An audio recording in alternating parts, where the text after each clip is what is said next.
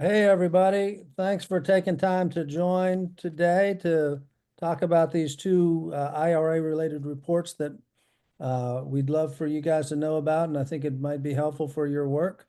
I am Bob Keefe. I'm the executive director of E2. Joining us today will be Sandra Purohit, who's our E2 Federal Advocacy Director, and also Phil Jordan, who is vice president of BW Research, our research firm who was good enough to join us from Sao Paulo, Brazil today. So I think he might get the distance award unless somebody else is further away from that. But Phil, thanks for taking time to join. Let's go ahead and get started. We're going to keep this as short as we can. We want to walk through these couple of survey or a couple of studies, but then really open it up to questions to you all, for you all to see what we can do to help provide some data and other background that could be important to your work defending the IRA, advancing clean energy policy in Washington and beyond. So next slide, please, Logan. Some of you know, I think that E2 has been tracking major clean energy projects from the beginning of the IRA 2 years ago. If you haven't seen it, sometime go check out e2.org/announcements. Boom, just like that. It pops up in the chat. Thank you for that. Where you can see all of the major solar factories, EV factories, battery factories, wind turbine parts factories, et cetera, that we've tracked around the country. And what we know is that there's been about 350 major projects across 40 states, $129 billion in private sector investment, 112,000 plus jobs announced, again, just in the first 2 years of the IRA. But what we didn't know is the indirect impacts of that. So we know what the direct impacts are, all that private investment, jobs, et cetera. What we didn't know is how does that filter down to the local economy? Next slide, please, Logan. So what we did is we commissioned our friends BW Research to do an analysis for us on the first 2 years of the IRA that gets into the secondary jobs, the other impacts from tax benefits, et cetera, of all these 350 projects that we tracked in the first couple of years. Actually, it was less than 350 because it went August to August, and we've seen some other announcements since then. But anyway, so we'll be talking a little bit about that today. Sandra's going to walk through that. We also, in addition to trying to figure out the overall economic impact of the IRA, we wanted to gauge what happens if the IRA goes away. As some of you know, the House has tried to roll back or repeal parts of the IRA 50 times now, more than 50 times. And we all know what's being said on the campaign trail and otherwise about clean energy investments in this country and what might happen. So what we did is we, again, commissioned with our friends, Chambers for Innovation and Clean Energy and CELI, the Clean Energy Leadership Institute, commissioned a survey by BW Research of more than 900 clean energy companies around the country about their feelings about the IRA and what happens, what they think might happen if it goes away. So that's what we're here to discuss today. Sandra's going to walk through that first overall economic impact report. I'm going to hit the top lines of the survey, but before that, I want to bring on Phil Jordan from BW Research just to give a brief overview of both of the methodology really behind both of these reports and to give you some better sense of how they were done. And then again, Sandra and I will get into the nuts and bolts of what they say. Phil, you want to jump in real quick? Sure. Thanks, Bob. And I'll be brief, but available for any questions that folks have if you want to get into any more detail on anything related to the methodology.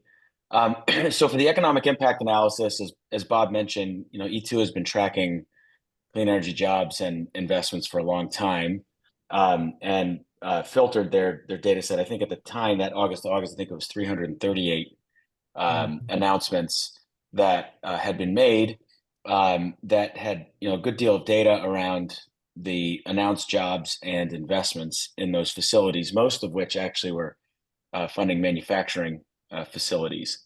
And so, in any of that, you have your jobs and investment that are related to building that plant or that project, and then you have the jobs that continue on after the plant is built. So you think about those construction related jobs and then those operations related jobs as two different areas that we think about.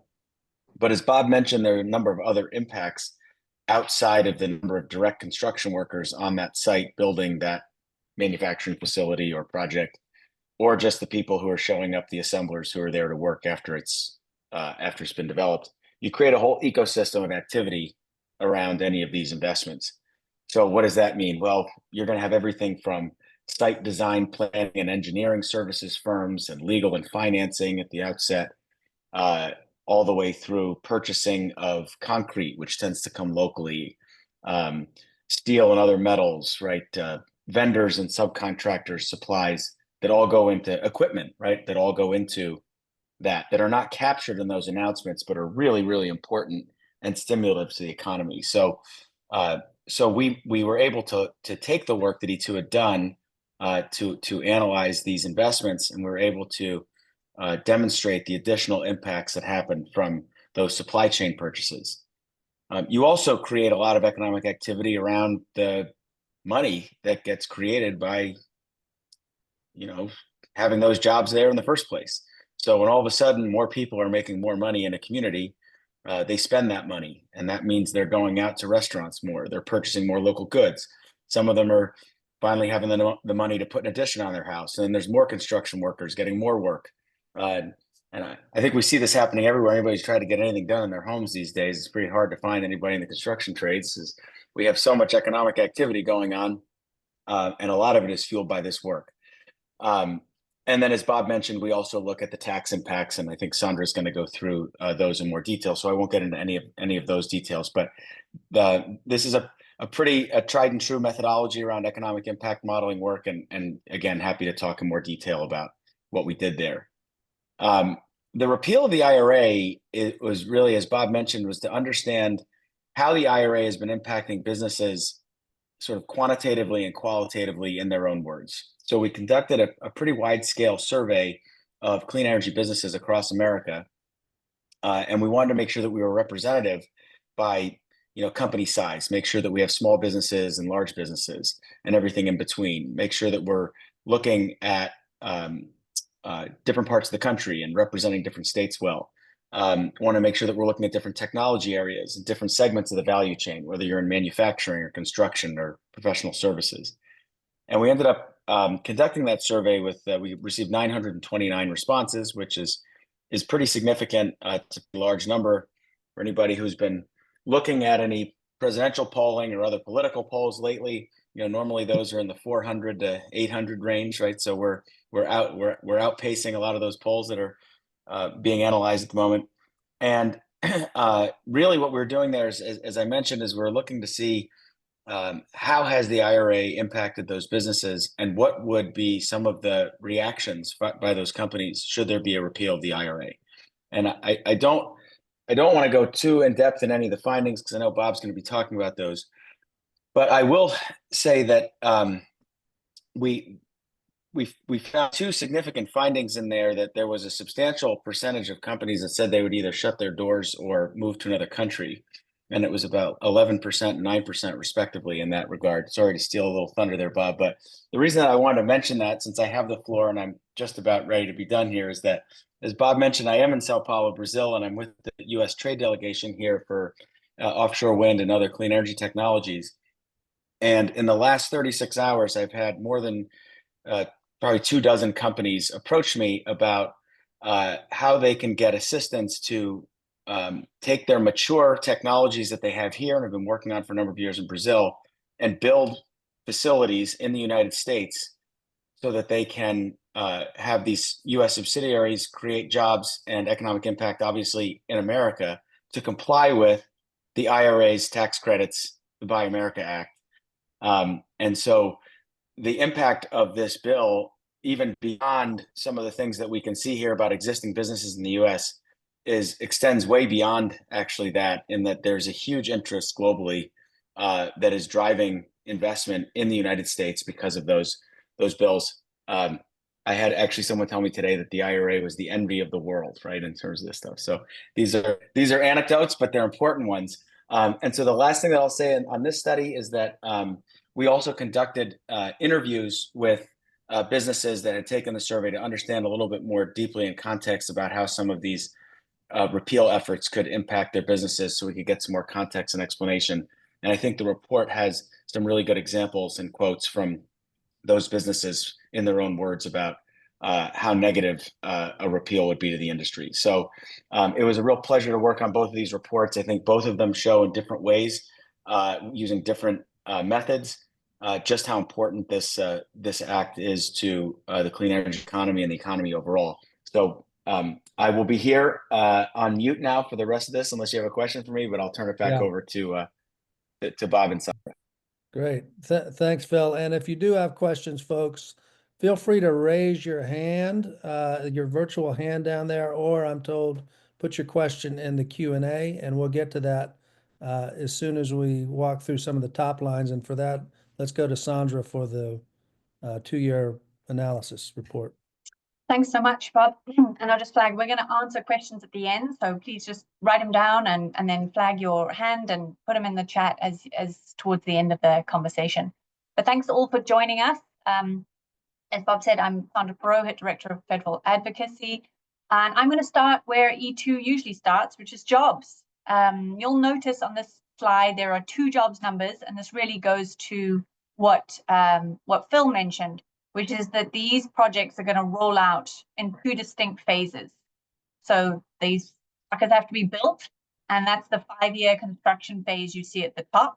And then there's a massive infusion of jobs around that. And once they're up and running, you get to the operations phase. And that's really where you see the longer term job implications and impact. So you hire people to build projects and you hire people to run those projects. But as Phil mentioned, the real crux of this report is that those direct jobs, those direct hires, are really just the tip of the iceberg. And to understand the true scope, the report takes a look at indirect jobs. So those are jobs created in the supply chain. You know, when Kia builds a car, they hire someone to assemble it. But down the road, there's going to be a small business that's providing them, having to hire new people to provide them with seatbelts or steering wheels or other pieces of that supply chain. Those are real jobs, and they count in a big way. Similarly, induced jobs. So that's jobs created when those new workers hit the town and they're buying pizzas, or they're going to the grocery store, or they're buying new homes. Restaurants need to hire more great wait staff like this person, and more brokers, more realtors, that sort of thing. So the pie chart here is just one snapshot. It's a look at where you'll see those induced job growth, the services sectors that will see those as a result of building these projects. There's a similar pie chart for the operations phase. But the key takeaway here is that the direct jobs are significant, but they're really just one part of the job creation story when it comes to investments. Next slide, please.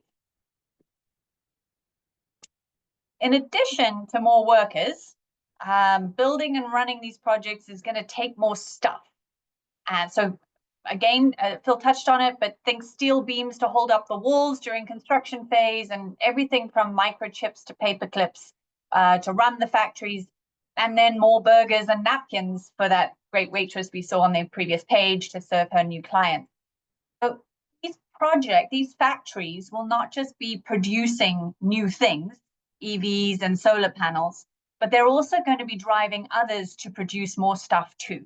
So again, GDP, like the jobs numbers, is really just a metric of how, and it sheds a lot of light on how the scale of impact of these projects, you know, 237 billion in construction, $20 billion in added value to the economy every year. That scale, that impact is really quite broad.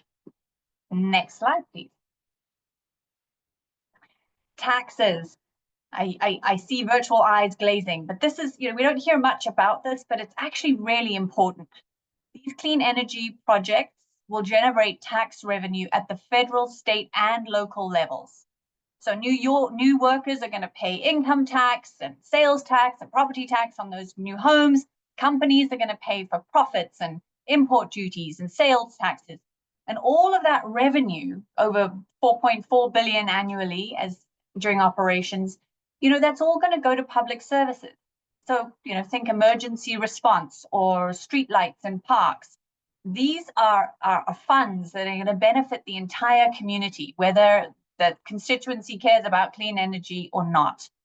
And the report has a ton of great detail and charts breaking all of this down by technology sector, levels of investment, and a lot more detail about operation versus construction. But the big picture is that all of these investments are in clean energy, but they're stimulating a much broader economic ecosystem. They're generating jobs, GDP, tax revenue, with community impacts and national impacts that are much bigger than those initial projects or those initial dollars put in. Next slide, please. The report also looks beyond the national level, and we did a specific breakout on the rural impact because 1 in 5 of these projects are found in rural counties. And it's very clear that rural America is going to be one of the key beneficiaries of these investments. So for the same reason Bob will talk about later, they're also going to be really hard hit if and when the IRA incentives are rolled back. So let's take a look. You're looking at $23 billion in private capital investments to build these things in rural America, and $3 billion in annual operation investments. Again, these are just those 71 projects that will be in the rural parts of the country. And again, they're going to drive significant jobs and GDP with expansive impact well beyond the footprint of the factory. But there are 2 numbers here that I really wanted to focus your attention on. And one of them is the labor income number. It's really important to note that for many farmers in America, to make ends meet, they have to have a second job, or their spouses have to work on off-farm careers. And so these jobs that are being created, they're really new opportunities, new job opportunities that can provide farmers another way to stay on their land.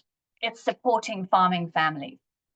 The other thing is that in many rural communities, you see young people are leaving in fairly large numbers. So they'll go off to university and then they don't come back. And so you sort of have an exodus of people.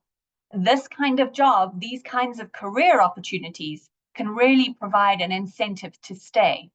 So the labor numbers, not just a number, it's really about keeping farmers farming, and it's really about revitalizing and growing rural communities.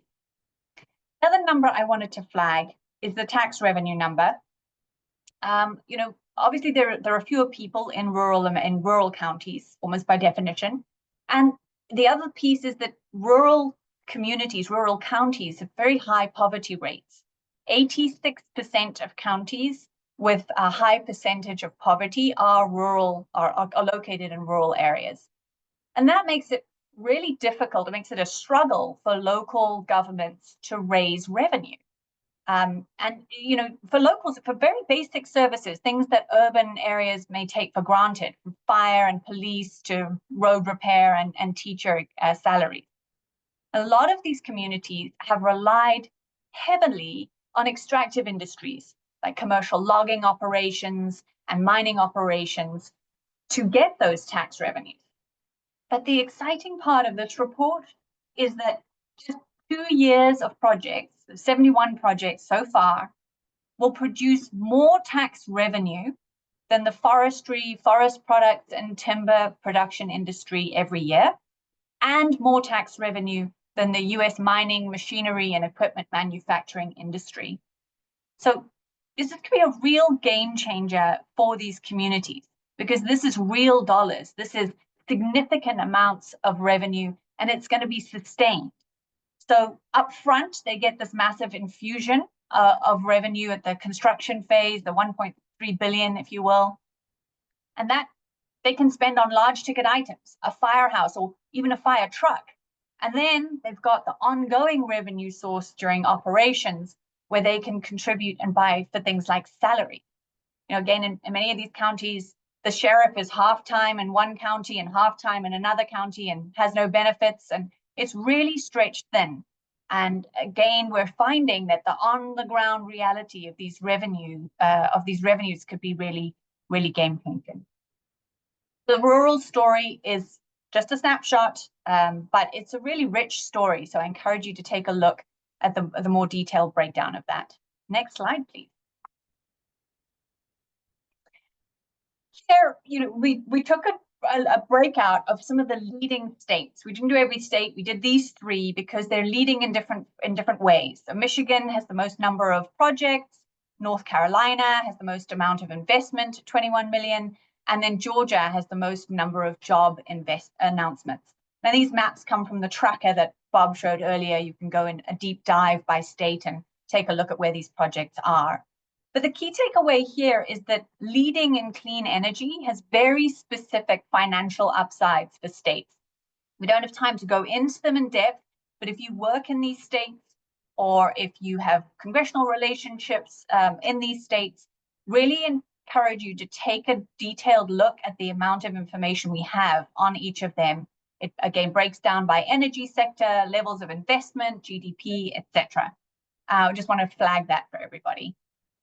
I'm going to wrap up my part of the conversation by just, you know, to sum it, I would say, you know, this is 2 years of impact, and it's having a really big impact, particularly in rural areas, but really across the country.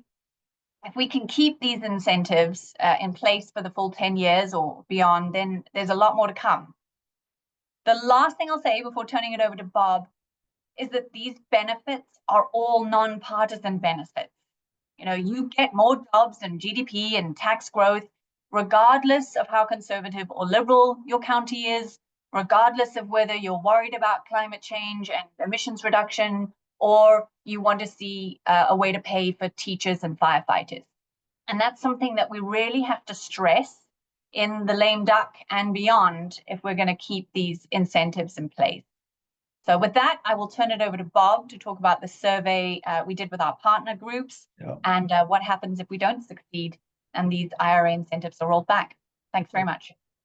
Amen to that. Thank you, Sandra. And just a quick point of clarification from the guy who actually made the slides. That should have been 21 billion under North Carolina, not 21 million, which is a lot of money. And again, that's private investment.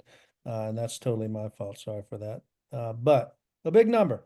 And really, I think it's important, Sandra kind of hit on this, but one of the biggest takeaways I have from this study is that, look, even if you hate EVs, even if you think solar doesn't work or wind turbines are going to kill all your cats and birds or whatever, and even if you don't like polar bears or believe in climate change, you ought to care about the jobs, the economic benefits, the addition to the tax base that's happening in communities all around America because of this. And, you know, making more money and selling more chicken dinners at the local restaurant and supporting real estate companies in town, that sort of thing. So that was the first study that we wanted to talk to you about. The second is the survey. And I'm going to keep this really quick because you guys can read probably better than I can. But again, we surveyed, thanks to our partners at CELI and CICE and the hard work of Phil Jordan, BW Research, and his team. They surveyed more than 900 companies, 929 businesses all across America in clean energy. These are not necessarily new companies. Some of these companies have been around for long before the IRA. Some since then, of all shapes, sizes, and geographies around the country. And what they said uniformly was the majority of them are benefiting significantly from the IRA. More than 53% said that they would lose business or lose revenues if it gets rolled back. About 21% of these firms said they would likely exit the business if get out of the clean energy business if the IRA is repealed or rolled back. And importantly, as Phil touched on earlier, about 11% said they'd be out of business, they'd close down. 9% said they'd relocate to another country. So these are important findings that illustrate, again, not just the numbers we already know, but what businesses are thinking as we hear in the news about potential repeal or rollbacks. Next slide, please, Logan. Again, what we heard uniformly is that the IRA has been an incredible boost to business, but if it goes away, they'll lose business, they'll lay off employees, and in many cases go out of business or move overseas. 21% said that they would have to lay off employees. 15% said they'd lay off more than 10 employees. And 10% said they'd lay off 25 or more workers, which again also indicates the breadth of the firms that BW surveyed for this work.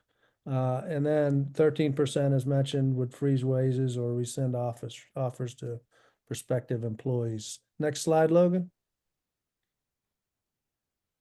I won't walk all through this, but again, the vast majority, 85%, said the IRA is important or very important. Almost half of them said about half of their business comes from IRA-related projects, and so forth. Next slide. What else? Oh, this mainly came from some of the interviews that Phil's team did with respondents around the country. And if you look at the report, it'll say it has quotes from business leaders across various parts of the clean energy spectrum and across different parts of the country. I know there's wind developers that do work all over the country. I think there's a quote from a solar developer in Colorado, a hydrogen person. I don't remember where they're from, energy efficiency folks in the Northeast. But what they said overwhelmingly was what you read here and what we've talked about previously is that the IRA is really reducing some of the risks and uncertainty in investing. So they're able to invest, they're able to plan out in the future. We all know that's important to any business. Rural areas are benefiting the most. Think about those states that we showed off that are leading, and then think about the stuff that Sandra was saying about the specific benefits to rural communities. And it'll also, of course, hurt innovation. We've seen one of the untold stories that about what's happening right now, and what I believe is the biggest economic revolution we've seen in generations, is what it's meant to innovation, what it's meant to give innovators, companies, the certainty to invest in new products, new types of battery storage, new types of energy, clean energy generally, and so forth. All of that takes a humongous hit if the IRA goes away. And while it would cause a tremendous hit here in the States, it would be mighty good for companies in places like where Phil is in Brazil or China or other parts of the world as they continue to try to capture more of what's expected to be a $23 trillion marketplace for clean energy products globally. Next slide, please, Logan. All right, so here we are coming to the end and what the heck it means to you. We need your help telling this to the world. In your email and in the other materials, you have a link to our social media toolkit that's got some cool graphics and other details on this. Would love for you to amplify it through social media. If you know of places where we can be talking about this to policymakers, to your members, to others, please let us know. We'll be happy to do briefings like this for other organizations as well. If we can help you with any specific data that you're looking for on IRA investments or the findings of either of these reports, let us know. And then last slide, please, Logan, I think is just our links to these different resources, but you'll all also have this, well, there in the chat or otherwise as well. So with that, I'm gonna stop yapping, and I'm gonna hopefully open this up to all of you for questions, thoughts, suggestions on how we can amplify this, we're all in this together. We're all on the same team, and if you have good ideas about how we can get this word out more, we'd love to hear it. But either please raise your hand and we'll get you on the screen, or if you're shy or still wearing your pajamas, you can put it in the Q&A as well. So we'll give it 1 minute on that. I see one question in the chat that asks about the mean or medium figure for private sector investment per project in rural communities. And the report doesn't. Phil, maybe you can speak to that. I can certainly produce that for you, but I don't have it. As much as I like to have numbers at the top of my, that's a pretty specific one. So we'll, it won't take us long to do it, Sandra. So I'll send that over to you and you can share it with whoever you like. Sure, that person was anonymous attendee. So if you want to reach me at Sandra, SANDRA @e2.org and ask me that question, we'll get Phil to get you the response. I also see anonymous, maybe the same as asking for the slide deck, Yeah. social media. Just know that in the chat, there are links. Or, yeah, throw it back up, but also know that in the chat, you can just copy and paste. All the links are in the chat. Logan popped them there as well. But Logan, if you wouldn't mind throwing out that last slide.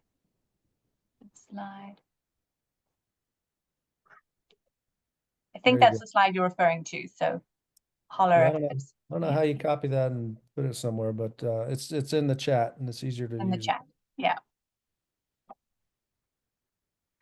So while we're filling this dead air time, Phil, any other thoughts or findings that you that stood out to you in this work? Yeah, I mean, I think that one of the challenges you always have is sort of how do you prove in any study, right? Like how do you prove the removal of something, right? How do you show the impacts of the removal of something? And so it's important, I think, to look across and see the consistency that exists across the economic modeling that demonstrates the positive impacts, imagining how much activity is happening. When you look at some of these numbers, I mean, some of the direct numbers of over 100,000 jobs created from those announcements, and you realize that that's roughly the same number of clean energy jobs, or slightly more than the number of clean energy jobs in the state of North Carolina, which I think is ranked 9th now in the E2 listing of all states and clean energy jobs, right? From 2 years of announcements, right? And we have one of our top clean energy states. It's such a massive number. And you realize just how much it is impacting all different segments of the economy, from manufacturing to logistics and supply chain to obviously the construction trades and professional services. And then to hear the the words from the employers themselves, it's very hard, really. One of the things when we do surveys and we do interviews, a lot of these conversations, they're difficult for people, right? Because you talk to a business owner, especially a small business owner who might have 8 or 10 people on their staff.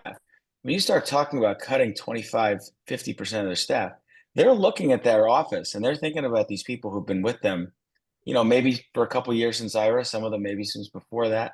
And they're thinking about their lives and livelihoods and, the day they hired them and how excited they were because they chose them over some other opportunity they had. They feel really responsible for this. And I think it's deeply frustrating for them to see this huge opportunity that has been presented to them and how they've done everything that we're supposed to do. All the rules we're supposed to follow, right?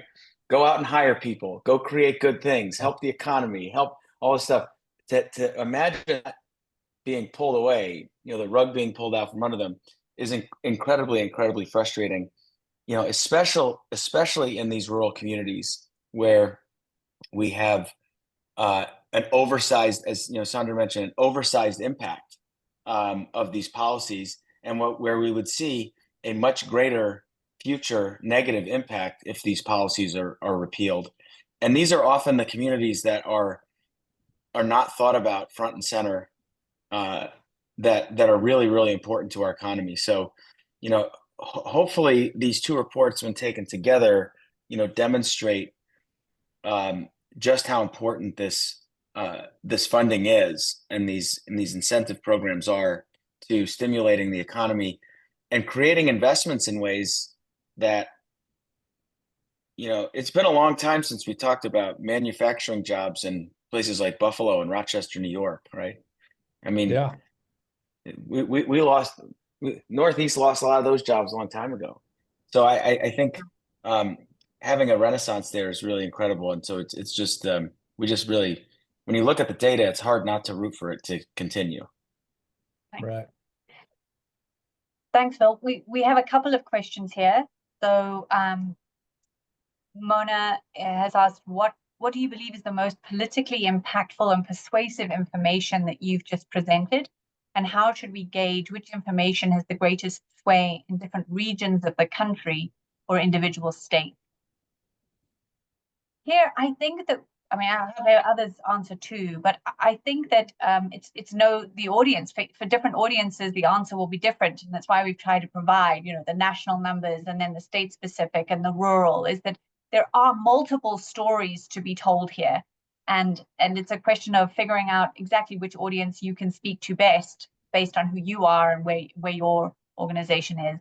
So I can't really advise on that other than to say, there's a lot in here that can be effective. And again, we encourage it to be nonpartisan to the extent we can. Bob? I think it's mighty hard to be against jobs and economic growth and investments in your community, regardless of where you are. The interesting and very significant thing about all of this is where it's happening. Again, look at those states that are up on the screen right now: North Carolina, Georgia, Michigan. The other big states are if you look at our announcements page, are South Carolina, Tennessee, Kentucky. This isn't something for liberal tree huggers in California or hippies in New York anymore. This is middle America, all over the place. And what I like to say is, look, if this gets rolled back or repealed, it's not going to hurt, again, San Francisco hippies and liberal tree huggers. It's going to hurt working class people in Dalton, Georgia, or DeSoto, Kansas, and all of these places where these projects are happening. It's going to hurt not people in big cities, but people in rural areas that, as Phil mentioned, a lot of times are areas that have been bypassed by previous economic transitions, in the technology advent of the technology age and the internet age. We think mainly about Silicon Valley, maybe Austin, Texas, and a few other places. And the oil boom, there's only a few states that produce oil now, and the same with coal. These are happening all over the country, 40 states. We've tracked announcements in 40 states. And again, the impacts go well beyond just the initial investments, but throughout the local economy in so many ways. Phil, do you want to add anything? We move to the next question. We can go to the next question, I think. Yeah. Next one was asking if there was any significant variation in answers regarding how companies would react to the IRA repeal based on size. Did respondents who were smaller businesses indicate that they'd be hit harder by repeal? Yeah. So what's interesting about this, so of course, as a researcher, we always have to ask, what's the definition of a small business, right? And so the Small Business Association says it's 500 or fewer employees, but I think most of us would say it's significantly smaller than that. And the clean energy industry is really made up of a lot of small businesses. So when we do a representative sample, we have a lot of small businesses.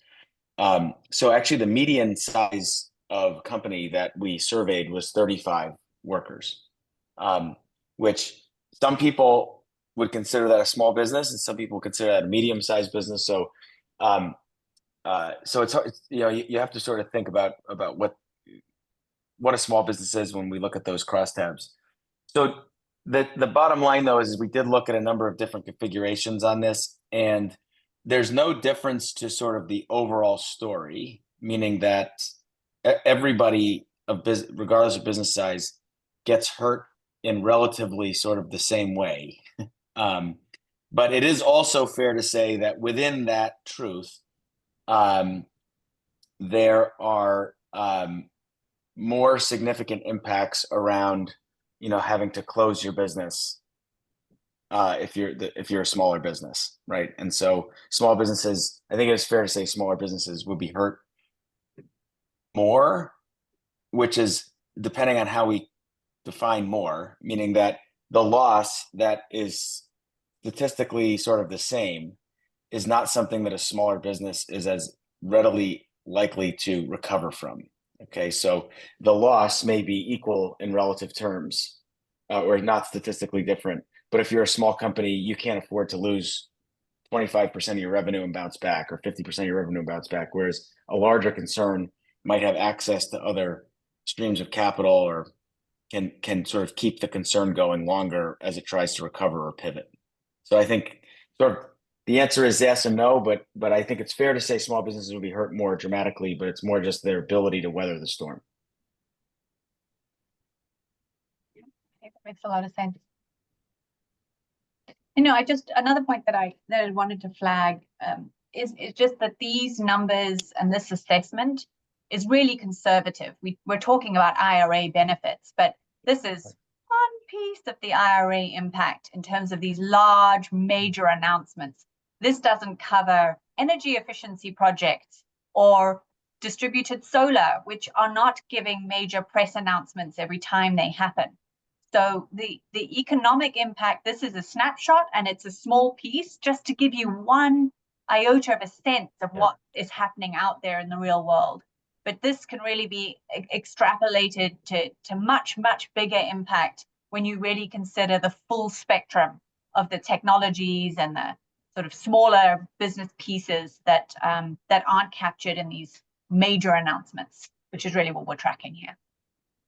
And that's a really good point. And it also, as you think about things around residential efficiency and distributed solar, those are jobs that exist all across the economy. And they're not concentrated around certain specific areas like where automobile manufacturing might be happening. So I think it actually, not only does it mean it's conservative figures, it also likely even more dramatically paints the picture of the rural impacts, right? Because you have a lot of those kinds of activities happening in rural areas that are not accounted for here, that are a bigger part of the overall economy there. As well as just a much broader impact through, the construction sector, and small businesses, because a lot of those residential solar installers, and especially energy efficiency, are often 1, 2, 3, 4 person shops. Right. Yeah. And to your rural piece, we know we've done other reports on this, but just, the farmers who use solar or wind on their farm, some of them are commercial scale, but many of them are just to reduce costs for themselves and to enhance reliability, sort of an off-the-grid option for them, and those savings aren't captured in any of this either, the savings piece from the distributed stuff or the energy efficiency piece, all feeding into the economy as well. One thing, Sam, just on the first question we had in this round about politically impactful, and your comment on farming just reminded me of it.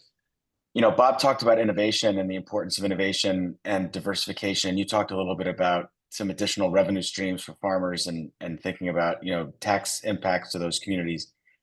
Again, and here in Brazil, one of the major things that's happened in some of the energy challenges they've had over the last 3 or 4 years is that farms have turned into energy companies, because they're still doing their farming, but they're also using agricultural waste for biomass electricity generation to feed the grid, and also pioneering things like sustainable aviation fuel made from agricultural waste. So they're finding ways to diversify their income streams. So they're not just growing sugar anymore. They're not just growing soybeans or corn.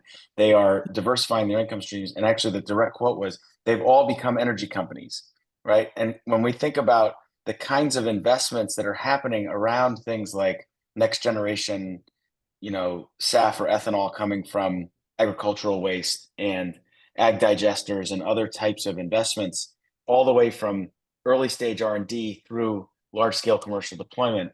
Those are the kinds of things that allow for that diversification in rural communities that, again, we're not picking up in these data because those announcements haven't even happened yet because we're still funding the early stages.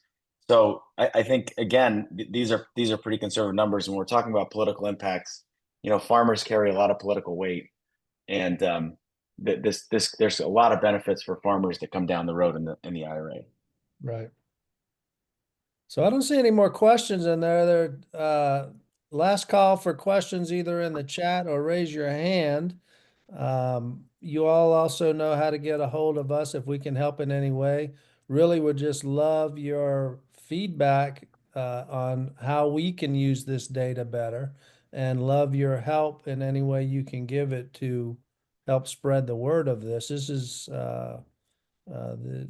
this is important stuff that is impactful. I don't know, but what's most politically impactful or impactful from an advocacy standpoint. I think it's all pretty impactful, but there's not going to have an impact if we don't all spread the word about this. So thank you for your partnership and in joining this call. Thank you for your partnership in trying to spread the word of the truly remarkable economic impacts that we're seeing because of the IRA and other policies. And let's keep it moving forward. Sandra, Phil, anything else from you guys, or should we call it a call? Yeah, just great, thanks. And yep, feel free to follow up. I think I sent out most of the invites, so feel free to follow up if you have additional questions or they come to you in the middle of the night. Happy to answer them or track Thanks, down Phil everybody. to answer. Thanks, everyone.